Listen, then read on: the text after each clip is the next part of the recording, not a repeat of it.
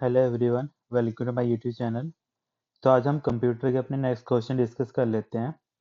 आज का हमारा फर्स्ट क्वेश्चन आ गया, stack and queues are example of. जो हमारा स्टैक और क्यू एक हमारा ये किसके एग्जांपल हैं? प्रिमिटिव डाटा स्ट्रक्चर के, लीनियर डाटा स्ट्रक्चर के, नॉन लीनियर डाटा स्ट्रक्चर के, या दोनों के? तो याद रखना, जो भी हम स्टैक और क्यू की बात करते हैं ये हमारे दोनों के दोनों लीनियर डाटा स्ट्रक्चर के अंडर आते हैं। तो यहाँ पे क्या होगा हमारा सेकंड, यहाँ पे हमारा राइट आंसर होगा।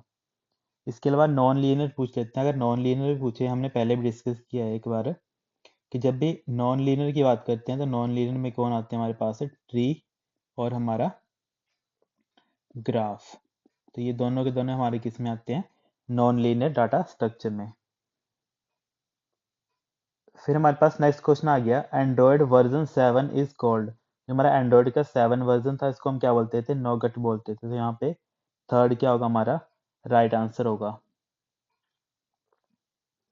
नेक्स्ट आ गया, Petya that attacked many computer system. तो एक हमारा पेटिया क्या था? एक हमारा एक तरीके का रैंसमवेयर था जिसने क्या किया था? बड़े सारे कंप्यूटर सिस्टम के ऊपर अटैक किया था। तो यहाँ पे क्या होगा हमारा? फर्स्ट ही क्या होगा हमारा? राइट आंसर होगा। तो पेटिया क्या था? एक हमारा रैंसमवेयर था। नेक्स्ट आ गया, fill in the blank is imperative language and fill in the blanks is declarative language. तो यहाँ पे बात करिए कि कौन सी एक इम्पेरेटिव लैंग्वेज और कौन सी एक डेक्लरेटिव लैंग्वेज है। तो जावा हमारी क्या एक इम्पेरेटिव लैंग्वेज में आती है, ठीक है। तो जावा क्या है? हमारी इम्पेरेटिव लैंग्वेज है। पर जब हम डेक्लरेटिव की बात करते हैं तो जो हमारी मशीन लैंग्वेज होती है वो हमारी क्या होती है? डेक्लरेटिव लैंग्वेज होती है। तो यहाँ पे machine language is a declarative language. तो यहाँ पे कौन सा होगा हमारा? फर्स्ट ही क्या है हमारा? Right answer.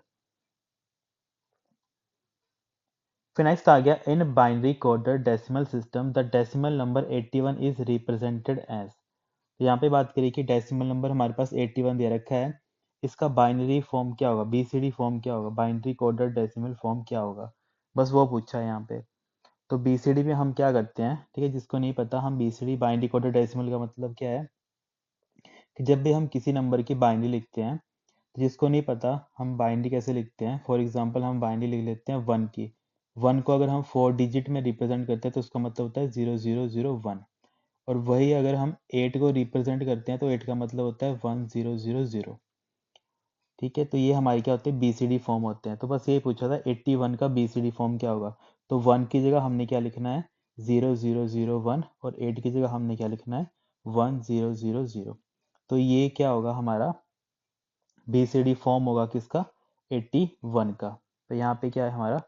फर्स्ट ही क्या होगा हमारा? राइट आंसर होगा। नेक्स्ट आ गया हमारे पास, in which of the following states the transaction execute all its operation successfully and all the effects are not permanently saved on the database system. मतलब बात करिए यहाँ पे कि ऐसी कौन सी स्टेट होती है जिसमें जितने भी हमारी ट्रांजैक्शन एग्जीक्यूट हो रही होती हैं एक टाइम पे, वो सक्सेसफुल तो होगी होती हैं, पर बाद में वो परमानेंटली सेव नहीं होती डाटाबेस सिस्टम में। ठीक है, मतलब यहाँ पे बात की, सॉरी, यहाँ पे बात की कि परमानेंटली वो सेव हो जाती है डाटाबेस सिस्टम में। तो उस चीज़ को हम क्या बोलते हैं? तो जो परमानेंटली डाटा सेव हो जाता है उसको हम क्या बोलते हैं? कमिटेड हो जाती हैं वो। ठीक है, जब भी हम किसी, मान लो कि मैंने एक ट्रांजेक्शन करी है 100 रुपीज़ की किसी डाटाबेस के ऊपर, तो जब वो ट्रांजेक्शन पहले मान लो मतलब मेरे अकाउंट में 100 रुपीज़ थे, बाद में मैंने इसमें 10 रुपये और ऐड किए तो मेरे अकाउंट में कितने हो गए? इस टाइम पे 110 हो गए। तो ये 110 अभी पूरी की पूरी तरह जैसे वो सक्सेसफुल आ गई, जैसे मुझे मैसेज आ गया कि वो सक्सेसफुली मेरे अकाउंट में आ गया है, तो डाटाबेस में भी वो क्या होगा? 100, पहले 100 थे तो वो 100 को काट कर क्या कर देगा? 110 मेरे वहाँ पे डाटाबेस में कर देगा। और इसी चीज़ को क्या बोलते हैं? इस टाइम पे क्या हो जाता है? कमिटेड परफॉर्म होता है कि जो भी डाटा है वो मेरा ओरिजिनली सेव हो गया, 110 मेरा पूरा का पूरा डाटाबेस में सेव हो गया है। नेक्स्ट आ गया, you can protect sensitive data from praying eyes using. जो हमारा सेंसिटिव डाटा होता है उसको हमें बचाना है एक तरीके के लिए, तो उसको हम क्या, उसके लिए हम क्या यूज़ करते हैं? इंक्रिप्शन का यूज़ करते हैं, पासवर्ड का यूज़ करते हैं, फाइल लॉक का, या फिर फाइल परमिशन का। तो प्रेइंग आइज के लिए हम क्या यूज़ करते हैं? फाइल ठीक है। प्रेइंग आइज यूजिंग हम क्या करते हैं, फाइल की परमिशंस के लिए यूज करते हैं। तो यहाँ पे क्या होगा, फोर्थ हमारा राइट आंसर होगा। फाइल परमिशन से हम क्या कर सकते हैं, जो भी हमारा रीड राइट के जितने भी हमारे ऑपरेशन होते हैं उनको हम अपने तक मतलब वो कर सकते हैं, लॉग कर सकते हैं एक तरीके से। नेक्स्ट आ गया, fill in the blank is standard for how to specify a document markup language और टैग सेट। तो यहाँ पे बोला है कि कौन सा सा स्टैंडर्ड है जिससे हम स्पेसिफाई करते हैं डॉक्यूमेंट की मार्कअप लैंग्वेज और उसका टैग सेट का। XML, HTML, HTML, TPML या GML। तो इसका राइट आंसर क्या होता है हमारा, second option, standard generalized markup language. क्योंकि यहाँ पे बोला है ये सिंपल की स्टैंडर्डाइज फॉर्म कौन होती है, तो SGML की फुल फॉर्म ही होती है हमारे पास, स्टैंडर्डाइज्ड जनरल मार्कअप लैंग्वेज। ठीक है, ये क्या होती है हमारी HTML की फुल फॉर्म होती है। HTML की फुल फॉर्म तो हमें सभी को पता है, hyper text markup language. Next आ गया, if you see a small red triangle in the top right corner of a cell, it means there is something attach to the cell, what is it called. मान लो ये हमारा एक क्या है, Excel में मान लो हमने एक सेल में क्लिक किया है, उस सेल के टॉप राइट कॉर्नर में क्या हो रहा है, एक तरीके का रेड ट्राइंगल शो हो रहा है। ऐसे करके क्या है हमारा, एक यहाँ पे रेड ट्राइंगल शो होता है। तो इस रेड ट्राइंगल का मतलब क्या होता है, उस टाइम पे रेड ट्राइंगल का मतलब पूछा है क्या होता है उसको, जब भी हम एक सेल में कमेंट लिखते हैं अपना, जब भी हम एक किसी सेल में कोई कमेंट लिखते हैं, मान लो इस सेल में कोई डाटा पड़ा है 100, तो मैंने कमेंट के 100 लिखा है कि दिस इज 100, दिस इज 100। तो जो ये कमेंट है वो किससे शो होगा, एक रेड ट्राइंगल से। तो बस वही चीज पूछी है, उसको हम क्या बोलते हैं, कमेंट बोलते हैं। तो यहाँ पे क्या होगा हमारा, फर्स्ट ही राइट आंसर होगा। नेक्स्ट आ गया हमारे पास, BISYNC is a abbreviation of. तो ये किसकी एब्रीवेशन होती है वो पूछा है, बाइनरी इनपुट, बाइनरी आउटपुट की, बाइनरी सिंक्रोनस की, बाइनरी डिजिट की, ऑल ऑफ दीज की, या फिर नन ऑफ दीज की। ठीक है, तो ये किसकी होती है हमारी, बाइनरी सिंक्रोनस की। ठीक है, BIC क्या होता है हमारा, BI स्टैंड फॉर बाइनरी, और SYNC स्टैंड फॉर सिंक्रोनस। तो ये क्या होता है हमारे पास, इसकी एब्रीवेशन होती है। नेक्स्ट आ गया, a process of trying out a new product bye independent user before it is finally manufactured और डिपल्प्ड। मतलब एक प्रोसेस होती है जो ये करती है, कोई भी नया प्रोडक्ट अगर कोई लॉन्च हो रहा है उसको इंडिपेंडेंट कर देती है यूजर को बिफोर इट्स फाइनली मैन्युफैक्चर और डेवलप। इस चीज को हम क्या बोलते हैं, बीटा टेस्टिंग बोलते हैं। तो यहाँ पे क्या होगा, सेकंड हमारा राइट आंसर होगा। नेक्स्ट आ गया, an email protocol for storage management and change specially in corporate offices. इस चीज़ को हम क्या बोलते हैं, इसको बोलते हैं मैसेज हैंडलिंग सर्विस। ठीक है, ये सिंपल क्वेश्चन है कि हमारा एक ईमेल का प्रोटोकॉल होता है जो स्टोरेज का काम करता है, मैनेजमेंट का काम करता है, और साथ ही साथ कुछ हमें कोई चीज़ चेंज करनी हो किसी कॉर्पोरेट ऑफिस में, तो उस टाइम पे कौन सा हमारा सर्विस है या फिर कौन सा हमारा एक तरीके का प्रोटोकॉल काम करता है, उसको बोलते हैं मैसेज हैंडलिंग सर्विस। तो यहाँ पे क्या होगा हमारा, फर्स्ट ही राइट आंसर होगा। नेक्स्ट आ गया हमारे पास, narrow band channel is a communication channel. तो जो हमारा नैरो बैंड चैनल है ये किस तरीके का हमारा कम्युनिकेशन चैनल होता है। फर्स्ट दे रखा है that handles low volumes of data, second दे रखा है use mainly a telegraph lines and low speed terminal, third दे रखा है बोथ 1 and 2, फोर्थ दे रखा है ऑल ऑफ द अबव, और फिफ्थ दे रखा है नन ऑफ दीज। तो जब भी हम narrow band channel communication channel की बात करते हैं तो ये क्या होते हैं, जो हैंडल करते हैं लो वॉल्यूम्स ऑफ डाटा। तो यहाँ पे क्या होगा हमारा, फर्स्ट होगा राइट आंसर। ठीक है, ये बहुत इंपॉर्टेंट क्वेश्चन है, 2-3 बार एग्जाम में रिपीट हुआ है ये नैरो बैंड चैनल का। तो ये करता है, हैंडल करता है low volumes of data. Next आ गया, what is the keyboard shortcut for creating a chart from the selected cells. ठीक है, यहाँ पे बोले कि ऐसा कौन सा कीबोर्ड शॉर्टकट हम यूज करते हैं जिसकी हेल्प से हम कोई भी डाटा को सिलेक्ट किया होता है उससे हम उस डाटा के सिलेक्शन से हम चार्ट बना सकते हैं। ठीक है, मतलब creating a chart from selected cell. तो वो कौन सी हमारी शॉर्टकट कमांड होती है, F11। ये हम एक्सेल की बात करते हैं। ठीक है, ये किसके लिए होती है हमारी, MS एक्सेल में। MS एक्सेल में हम क्या करते हैं, कोई भी मैंने एक टेबल बनाया, उस टेबल में कुछ पर्टिकुलर डाटा लिखा है, उस डाटा से अगर मुझे उसका चार्ट बनाना है तो हम क्या यूज़ करते हैं, कौन सी शॉर्टकट कमांड का, F11 का हम यूज़ करते हैं। फिर हमारे पास नेक्स्ट क्वेश्चन आ गया, which file starts MS word.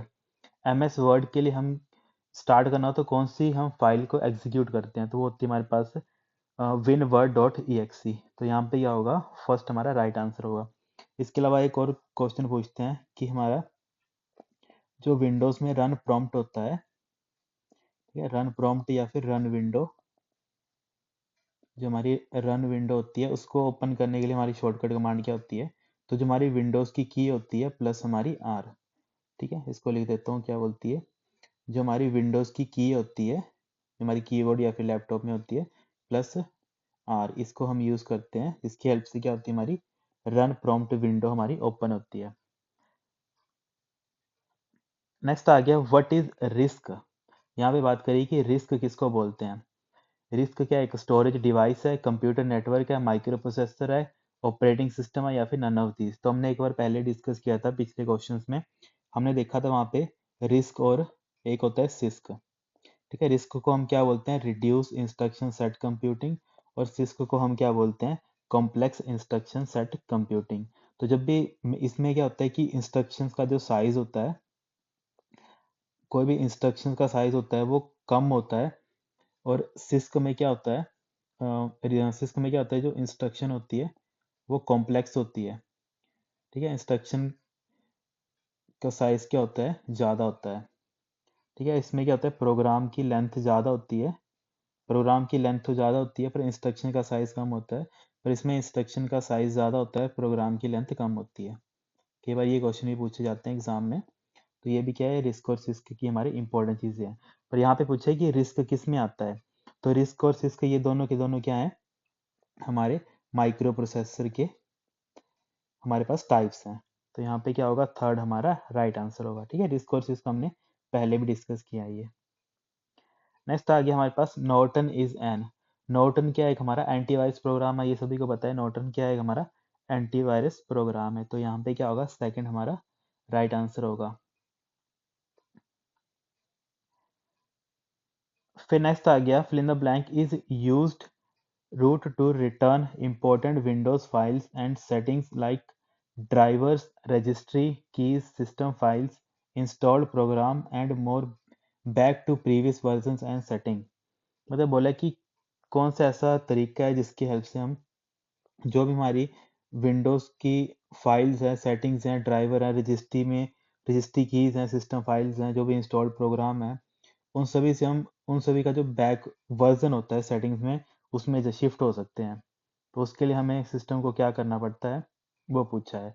तो इसके लिए हम क्या करते हैं, सिस्टम को रीस्टोर करते हैं। ठीक है, सिस्टम रीस्टोर की डेफिनेशन है, सिस्टम रूट से रीस्टोर से क्या करते हैं कि जितने हमने ड्राइवर इंस्टॉल किए हैं, कुछ भी किए हैं, उनको अपडेट किया है, वो किया है, जितना भी लेटेस्ट अपडेट होंगे वो ऑटोमेटिकली कैंसिल हो जाएंगे, मतलब डिलीट हो जाएंगे, और सिस्टम जैसा हमारा नया था पहले, या फिर जिस पॉइंट पे हमने सिस्टम को सेव करके रखा है उस पॉइंट तक वो रिवर्ट बैक कर जाएगा।